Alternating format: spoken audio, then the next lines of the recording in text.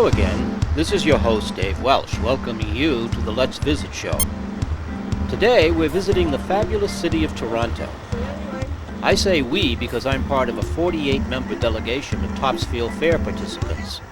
And we've come to Toronto to attend the Royal Agricultural Winter Fair. But before we go to the fair, we're going to take a morning bus tour of the city. Toronto is sponsoring Moose in the City, a program which has placed hundreds of sculpted moose throughout the downtown area. They are all different and are a great idea. Let's listen to Harriet, our tour guide. Moose in that particular way, so that's why they're all different. Some prizes. No, they didn't give prizes, and some art critics said they were disgusting. But you know what? I think they're a lot of fun. And that's what life is all about. If you can't get a chuckle and a smile somewhere, that's the way it goes. And right beside the moose there you have Sir Winston Churchill looking over that little herd. Yeah. Do you notice that he has, that he doesn't have a cigar? Right. It's because he's standing in a no-smoking area. I was wondering where a cigar was. Our first stop is the Ontario Legislative Assembly building.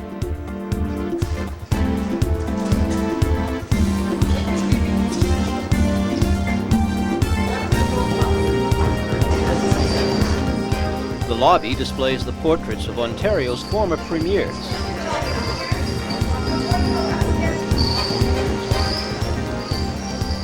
The grand staircase leads up to the impressive meeting chamber.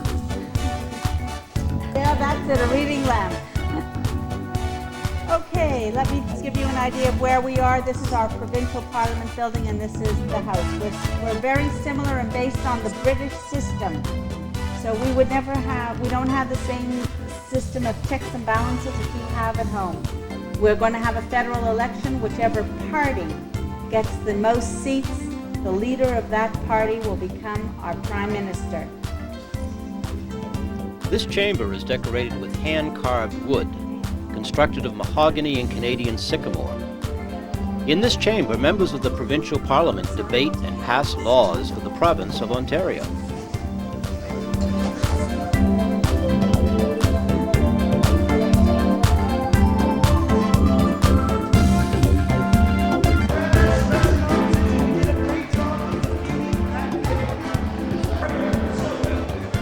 The west wing of the building was reconstructed in 1909 using Italian marble.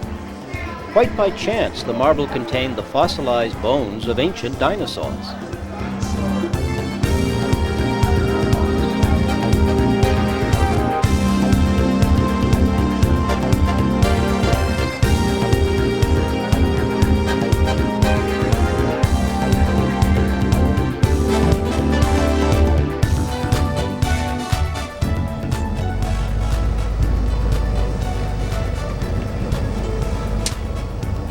We have more than 5,000 restaurants in the city, so if you like good food, you can find a lovely Japanese restaurant on the right.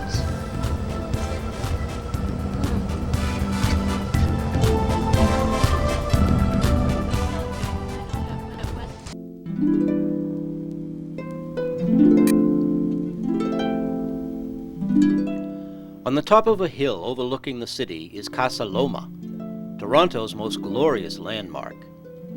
It took $3.5 million, 3 years' work, and 300 laborers and craftsmen to build this medieval castle. It was the dream house of Sir Henry Mill Pellet, a prominent Canadian industrialist, financier, and military officer. Since early childhood, Sir Henry had a fascination for European castles, and owning a monopoly business providing electric power to the city, he ventured to construct this magnificent castle on a 25-acre country estate. The Great Hall is 60 feet high with sculpted figures adorning the pillars of its oak beam ceiling. It is, of course, the central room of the castle. The hall is used even today for big band dances and public functions.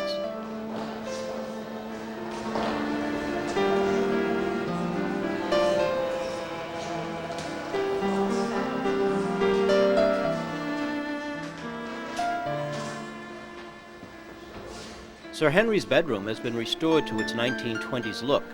The walls are mahogany and walnut. The strange device next to his tub is a shower which completely surrounds the body with spray. The walls here are white Carrara marble.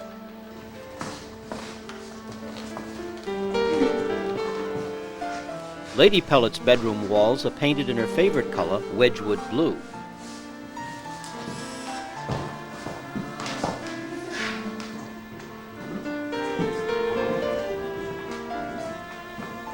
Her sitting room is the most comfortable area of the castle, with great views of the turrets and downtown Toronto.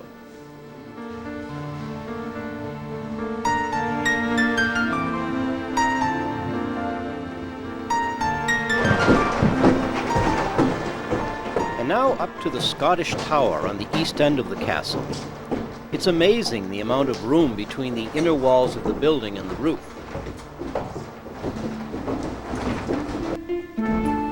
The only way up to the top of the tower is by this narrow two-story spiral staircase.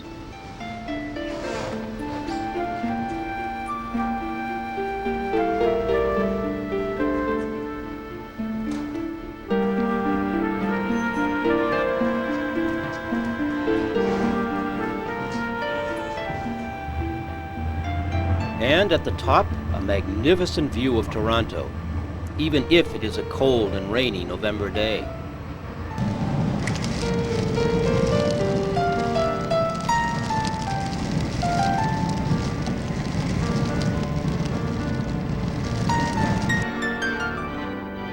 In the Great Hall is a Wurlitzer organ, which was once part of Toronto's Maple Leaf Gardens.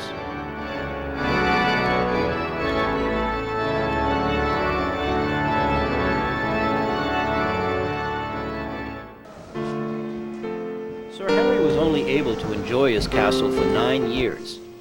He fell victim to the Great Depression, the bankruptcy of his business, and the death of his wife.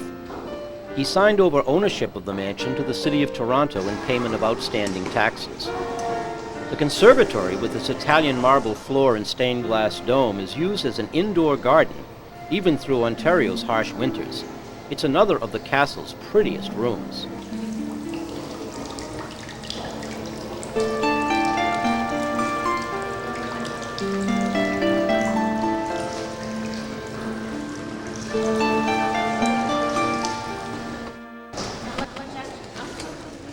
Is this like a full-time job doing this all the time? Well, not conservatory, no. We have gardens outside.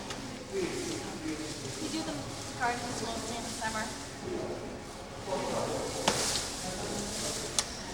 This is a lot of work too.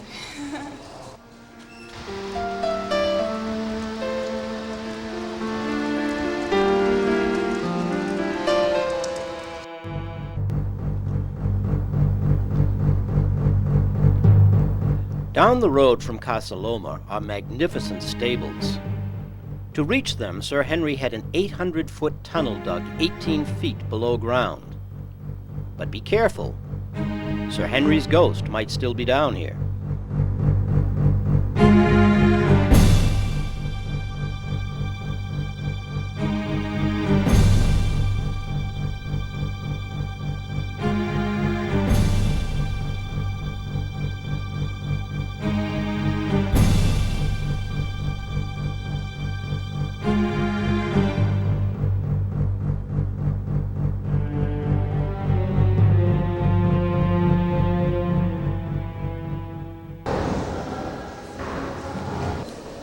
The stables and carriage room are as magnificent as the castle itself, with mahogany woodwork and Spanish tiled floors.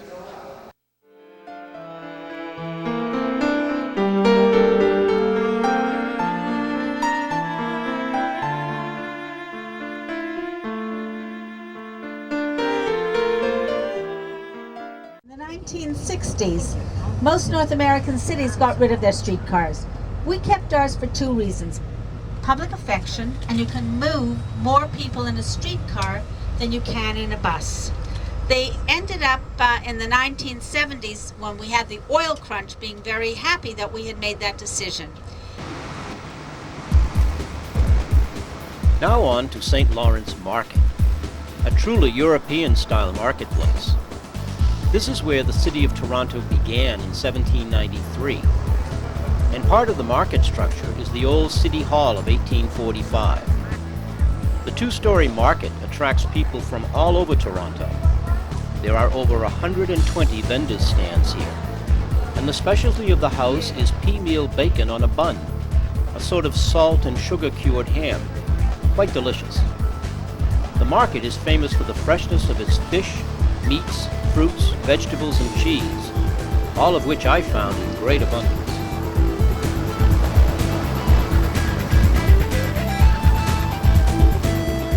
And here I am hamming it up with one of the fair members and a cardboard mountie.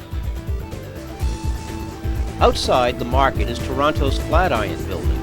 The locals are quite anxious to tell you that this structure is 10 years older than New York's Flatiron building.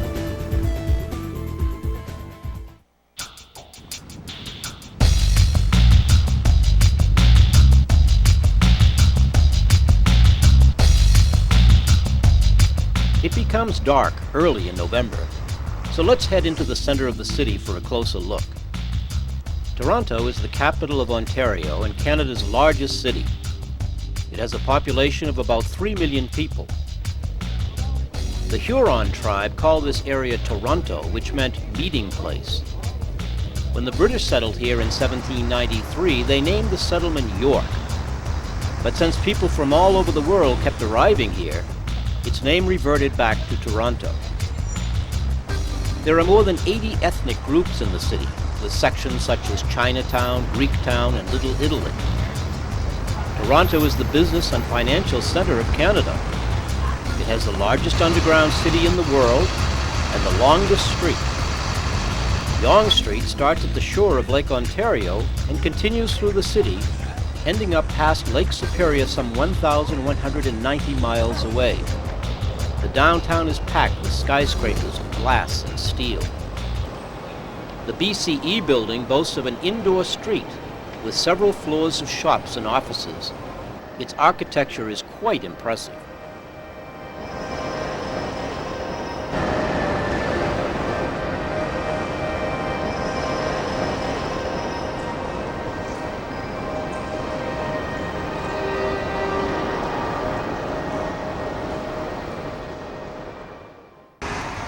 Outside is a building with golden windows. Yes, real gold. There's a thin sheet of gold between the panes of glass to regulate the temperature of the building. But of course, it's the Moose in the City program which I found the most fun. I wanted to take one home.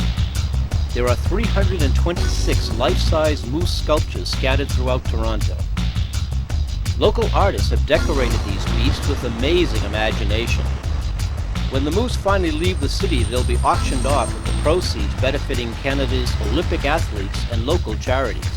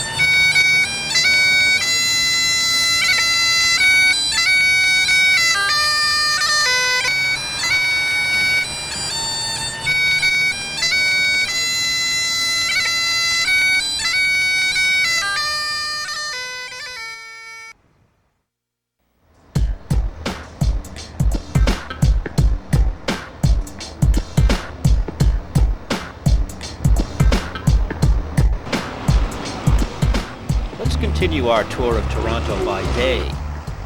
We'll start at Union Station. For over 100 years, Canadian cities have been connected by rail, with each city boasting of its station. Union Station is a colossal multi-leveled structure done in Greco-Roman style. The station provides train travel to Montreal, Ottawa, Niagara Falls, and other Canadian cities. 5 days a week, it's a madhouse full of office workers coming to work in the city from the suburbs. But today is Saturday morning, so it's almost empty.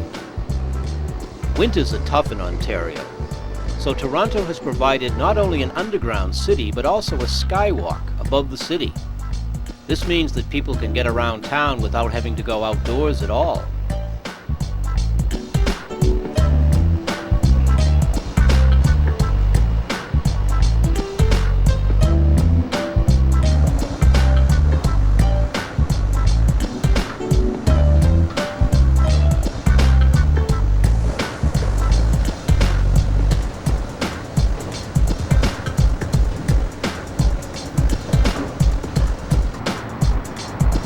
I'm outside Toronto's convention center now.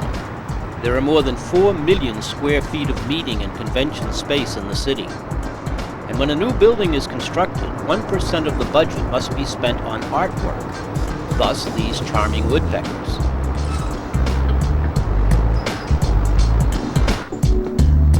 Toronto has a different stadium for almost every sport. This is the Air Canada Centre, home of the Raptors basketball team.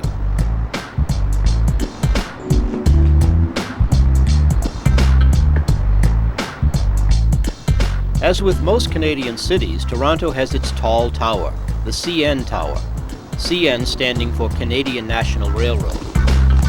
Opened in 1976, it held claim for some time as the tallest building in the world. To its top, it's 1,815 feet or 185 stories tall. Near the top, there are 3 observation decks, a revolving restaurant and a nightclub. Let's take the elevator up.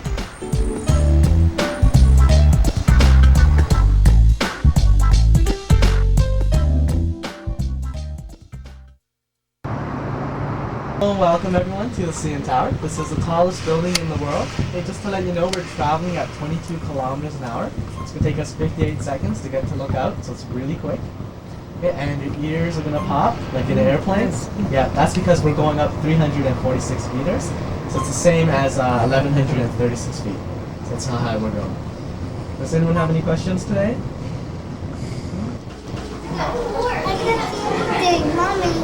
The view from up here is truly breathtaking. About 2 million people a year make this visit.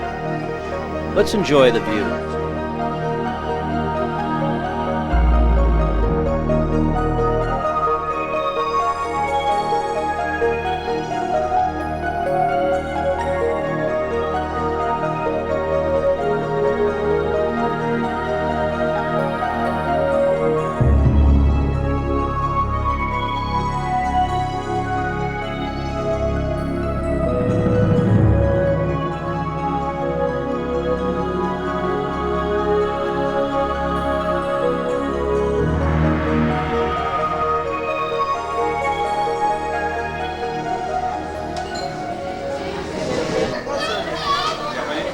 One of the features of the tower is the glass floor on the observation deck. I'm not afraid of heights. Just in my Let's Visit show, I've climbed 7 volcanoes and piloted a plane over a glacier. But walking across a glass floor and looking down through my shoes 1,122 feet below was very unnerving.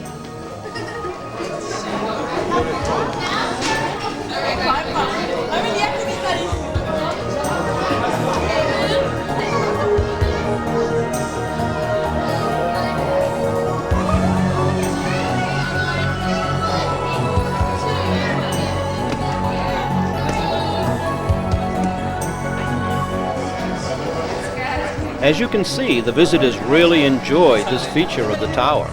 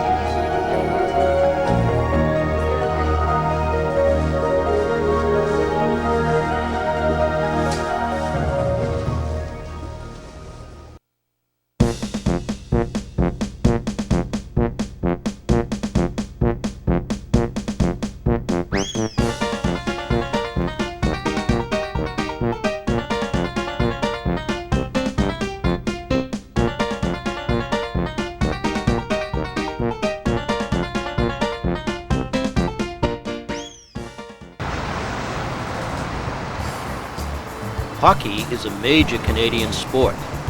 The Toronto Maple Leafs play at Maple Leaf Gardens.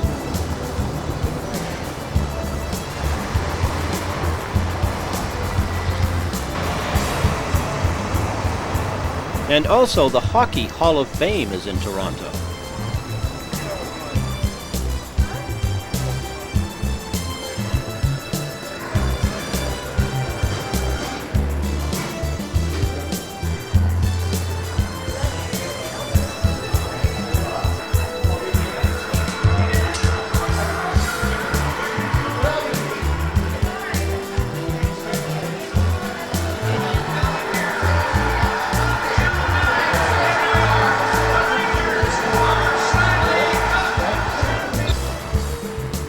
When the City of Toronto put a subway line down Bloor Street, the neighbors didn't want a modern subway station ruining the pristine look of their 19th century neighborhood.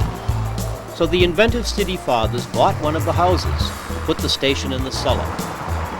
One could say that the people who live there have the largest ever set of electric trains in their basement.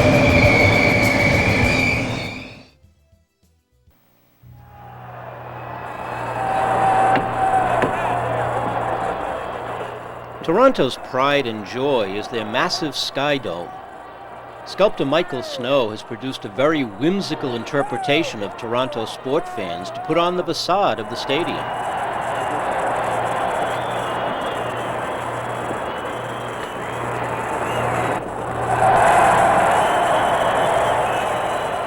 Once inside, I could only marvel at the size of the place and the wonderful engineering it took to complete it. Both the Toronto Blue Jays and the city's football team, the Argonauts, play in this state-of-the-art stadium. It also boasts of a hotel and several restaurants which overlook the playing field.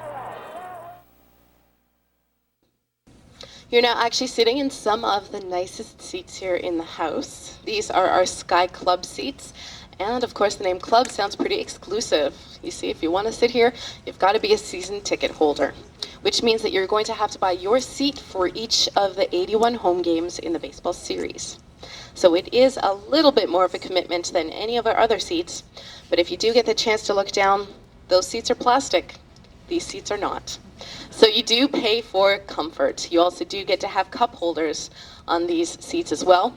And another perk of this section is that you get to use 3 lounges. One over there at first base, one over on the other end of the building at third base, and one that we're going to be walking past. It was just opened this year on this level, and it's right behind home plate. So please enjoy your comfy seats while you can, because I've got a lot more to say, and have a look up. This roof right here is, of course, one of our great features at the stadium. This is the world's first fully retractable roof on a stadium. When the roof is completely open, 100% of the field will be exposed to sunlight, as will 91% of the seats. It's meters tall, or 282 feet tall, which means that there's enough room here to fit a 31-story office building inside Skydome comfortably. They use 2 sets of 1¼ inch thick AstroTurf to cover the floor of the stadium. One set attaches with zippers and the other with Velcro. It takes 152 rolls of 15-foot wide turf to prepare the playing field, and it takes about 12 hours to convert from a baseball to a football field. The pitcher's mound is hydraulic. As water is added or drained from a holding tank, the mound rises or lowers automatically as needed. Quite unique. And we could fit about 8 jumbo jets on the field without their wings even touching 8 Boeing 747 airplanes, as well as the entire Coliseum in Rome. So it actually is quite large. Right in front of what would be the visiting team bullpen, where all the visiting team pitchers would be practicing their pitching arm before being called up to the plate. Across from us over there, beside the Pizza and Honda signs, are actually the home team. So this is where we are on the field. If you have any questions, please feel free to ask.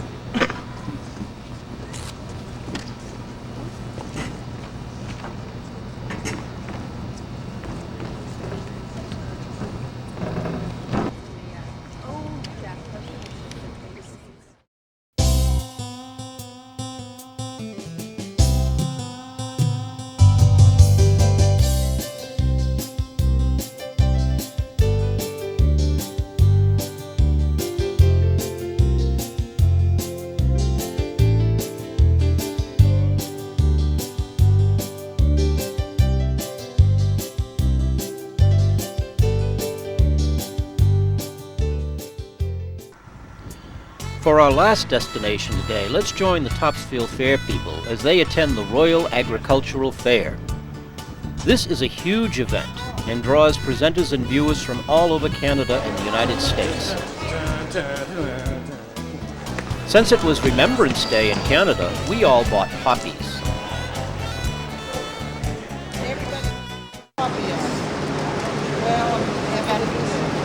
Great. When you put it on, bend up in the bottom. Okay, thank you. Now I don't feel so. Push the bunny in there. I don't feel so foreign anymore. I want to donate.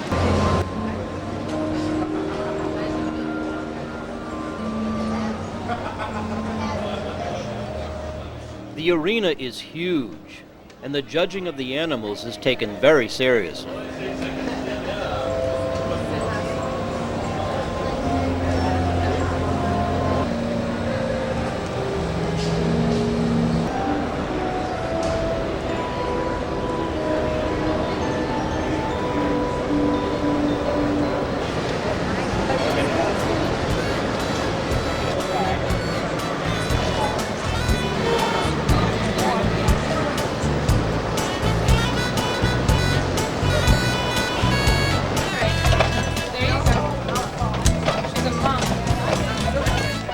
There's a lot for the fairgoers to see and do, no matter what their age.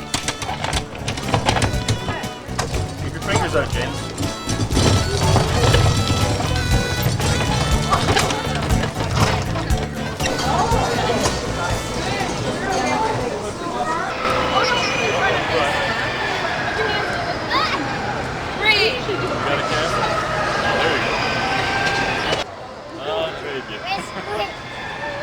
Is this Toronto's finest? One of them, one of the many men and women that serve the citizens of this beautiful city. Okay? I think Taylor, is that what you want to do?